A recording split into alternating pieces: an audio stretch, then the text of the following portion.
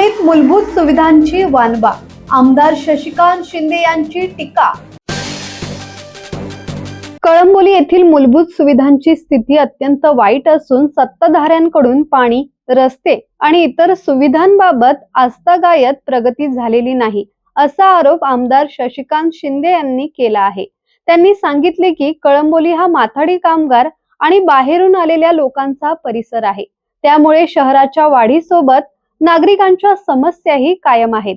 सत्ताधारी पक्षाच्या नेत्यांवर आरोप करत आमदार शशिकांत शिंदे यांनी म्हटले की विकासावर बोलण्याऐवजी सत्ताधारी जातीय तेढ निर्माण करत आहेत। शिंदे यांनी विशेषतः भाजपचे 64 उमेदवार बिनविरोध निवडून येण्यावर निवडणूक प्रक्रियेवरही सवाल केला।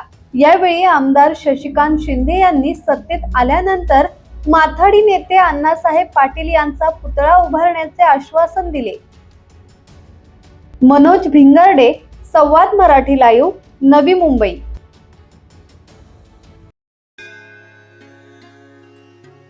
श्री गणपती संस्थान महड, तालुका खालापूर, जिल्हा रायगड।